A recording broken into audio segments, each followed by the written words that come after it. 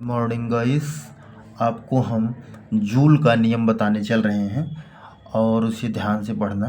Joule का प्रथम नियम, चालक में उत्पन्न ऊष्मा उसमें प्रवाहित धारा के वर्ग के अनुक्रमानुपाती होती है। ठीक, अब आपको इसमें बताना, जैसे चालक क्या है इसका डेफिनेशन भी मैंने बताया। ठीक, धारा क्या है इसका भी मैंने बताया। धारा का मात्रक क्या है, एम्पियर है, इसको भी मैंने बताया।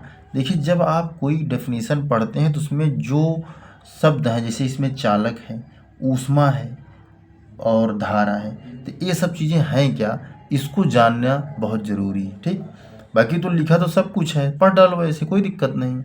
वर्ग के अनुक्रम, यदि एक ही चालक में समान समय तक विभिन्न प्रबलताओं की धाराएं प्रवाहित की जाएं तो एस समानुपाती अनुक्रमानुपाती आई स्क्वायर, क्योंकि आर तथा टी क्या है, नियत है। ठीक है, तो ये आपका जूल का प्रथम नियम है।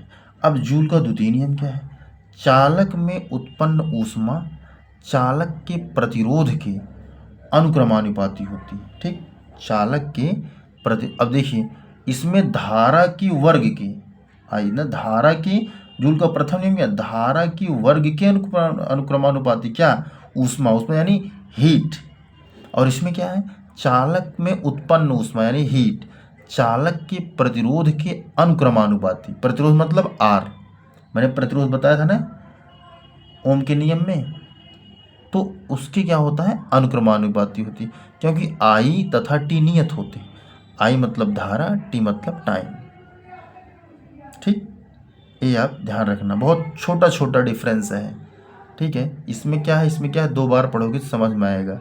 और हमेशा चालक क्या है, ऊष्मा क्या है, प्रतिरोध क्या है, ये आपके डेफिनेशन याद होना चाहिए। ठीक, अब आगे देखें आप, अगला क्या है, अगला आपका क्या है, जूल का तृतीय नियम, चालक में उत्पन्न ऊष्मा चालक में धारा प्रवाहित होने के समय अनुक्रमानुपाती होती है। चालक में उत्पन्न ऊष्मा चालक में धारा प्रवाहित होने के समय के अनुक्रमानुपाती, यदि एक ही चालक में समान धारा भिन्न भिन्न समयों तक प्रवाहित की जाए तो एस प्रोपोर्शनल टू टी। ठीक, यानी क्या, चालक में उत्पन्न ऊष्मा चालक में धारा प्रवाहित के यानी दोनों की दिशाएं क्या होंगी, एक ही दोनों की दिशाएं क्या होगी, एस प्रोपोर्शनल टू टी होगी, समान धारा और भिन्न भिन्न समय के लिए ये दिया गया है। ठीक है, आर और आई इसमें क्या है, नियत है। तो दोस्तों, इसको आप 2 बार 3 बार पढ़ेंगे तो ऑटोमेटिक आपको ये याद हो जाएगा। नमस्कार।